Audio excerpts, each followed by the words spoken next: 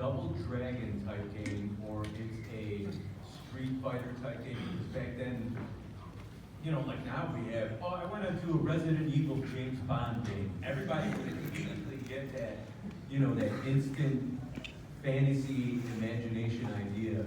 So all we had was, hey, we want to do like a, you know, Kung Fu 2000 / Kung Fu Fighter type game, but Double Dragon, or you know, Street Fighter type game. And like Daniel said, we went in, do something cool. We actually just did, you know, our forms or katas, whatever you want to call it.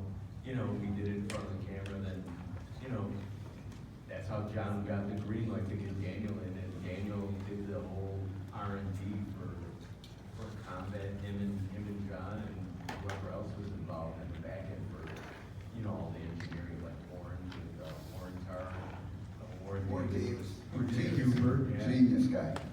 Yeah, and you know, I we see had, Warren Davis' name on everything. Oh, yeah. Crazy. you know, Brilliant. and we had people like Eugene Jarvis working there. And it's one of those things with, like, we knew John worked there. We didn't know about Eugene, Warren, and those other guys yet. But as soon as we started going in, we're like, oh, that guy did Robotron and Defender. That guy did Hubert. We had a guy who did Joust, who's the artist on Joust. And John Newcomb was his name. And just great people. And just going in and, you know, being involved and being in the ground floor of the game is such a blessing.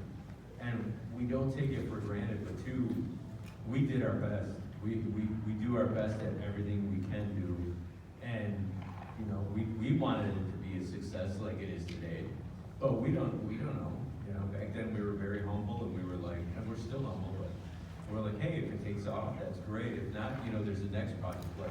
Like Ho said, just did Turtles 3, then, you know, Mortal Kombat, and if that takes off, great. If it doesn't, now we're gonna do, you know, some did Drunken Master, you know. We all moved on to other things, and we were all like, okay. Hosan produced a new movie. Yes. Hold on, pitch for Hosan's new movie. Let's do it. Oh, Protector. So I produced a movie called Protector. I don't know. Okay, so it just came out in theaters last week with Mila Jovovich. If you guys know Resident Evil? Resident Evil. Okay. So she was the lead character in our film, and she's wonderful, by the way. She's an incredible artist, person. She would show up every day prepared, 12 to 14-hour days, and she nonstop.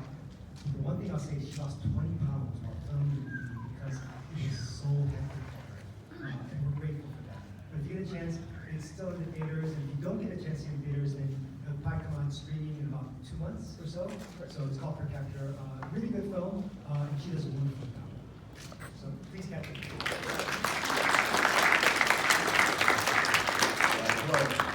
Yeah. Stars. So Liz, tell me, how were you approached to take the role of Song? Daniel actually asked me to be a part of it. Were you guys friends, or how do you know him? We were all working out at the same health club in Chicago. That's why you should all go to the gym. You never know. You never know. Be discovered. So I was very fortunate because most of the game was already done. Okay. They've gone through the hard parts already, and then. You got a crash pad. I don't know about that. Yeah, but, so all the tough work for figuring out what moves should be done, and how they should be done, and how they should be filmed, was already figured out. I didn't have to fall on a concrete floor all the time, because I am not a tough guy.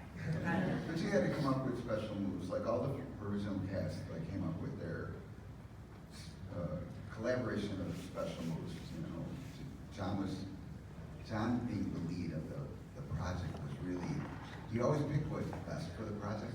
He wasn't like, oh, it's my game, I'm gonna no yes or no. He would be like, listen to your ideas, and then it was up to John and I to figure out how to do it. And then later on, when we handed the stuff to Ed and his team, it was their job to program it. So, but John was really like, he would be like, what do you want to do?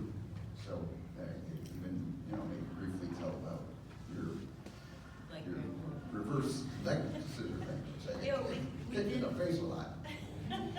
We did all, I was able to just do what everyone else had to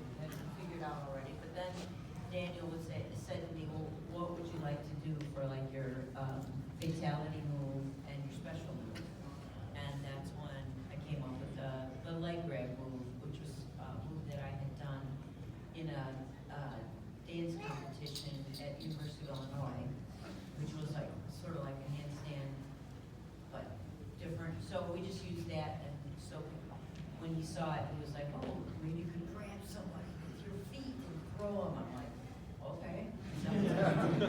So it was very collaborative, and then, I can't remember how the kiss of death came about. I remember we were together, we were That's talking about it, just, you can tell if I remember that. Yeah, so John was like, we need a fatality for Sonia.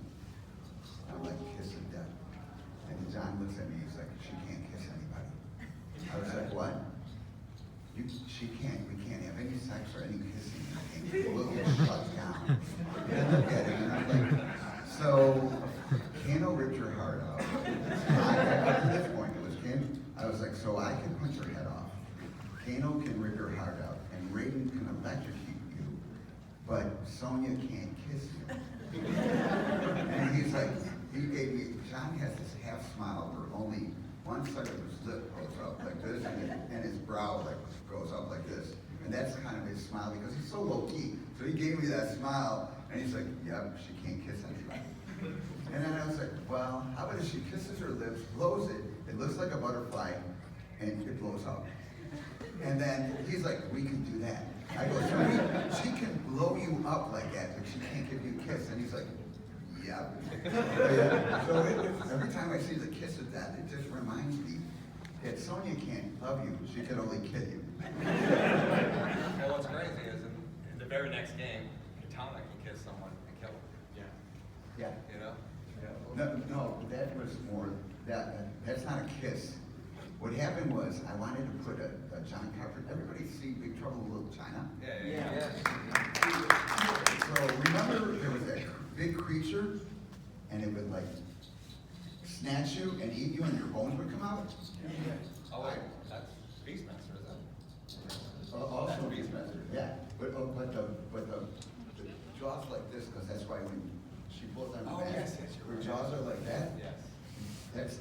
That's from that movie. So I did a combination of like that move to represent like not being human, because we couldn't afford makeup or anything like that. God forbid we spend any money on the game. But they had plenty of bonuses, you know how corporate is. So, but I was just like, that'd be cool. She pulls it down and she's like that jaws like from Big Trouble in Little China, and she does that Beastmaster thing where she just eats you and then spits out your bones. It's really, really cool. And so John is like, oh yeah, that was really cool because he's a geek too. And so he goes, let's just do that. And so we were like, always just going like, let's just do that. You got an idea? Let's. Hosan is like, I want to turn into a dragon. Okay, let's just do that. You know? See what sticks. Yeah, everyone's just, it was just craziness. But it's those ideas that make the game so iconic. I can remember playing it as a kid and seeing the leg scissor grab, the get over here, the teleport, which I don't think teleporting in a fighting game had ever existed up until that point. And they were just so unique, and it's just the ideas being thrown at the wall. Yeah. You know? For me, like, because I was working, actually trying to make money, and I was really getting paid for Mortal Kombat, I came into, Carlos was filming, he's third one to film. So he's filming, and I come in during lunch, but him and Rich are at lunch. And I'm looking, and John's like, man, we could have used your help, this is taking a lot. And he's like, this is how I recall. So hopefully one day we can do a panel with John. So I was like, just like, he keeps falling on his head. And I was like, and he look at all these kick ups, his head keeps not going on. And I was just like, well, he's a guy, he doesn't need to kick up, he can just appear up. And then he was just like, oh yeah, he can teleport up. I go, yeah, we can. I wanted to do it like Star Trek with the little like that. I was like, yeah, like Star Trek doing that. And he just dies and shake his head like, no, we can't do that. You can't do it like, you can't blatantly rip somebody off. You can kind of rip somebody off. But we have to change it enough. Like, yeah, like the dragon logo is actually somebody, we got to come from a Kung Fu book. And John added the little spikes to make it look different. to change it like the 33%, I guess if you change somebody's creation, 33% is their creation, at least back then. Was that thing back then? So he was just like, I'm gonna take somebody else's better, change it 33%, so that way, because we're in a crunch. You know, we're 8 months and we never done this game, and it's already like Johnny Cage. He didn't have a name, we didn't even know what we're doing with him, but he didn't have a name, and he'd already taken, at that point, I think 9 weeks, and he wasn't completed.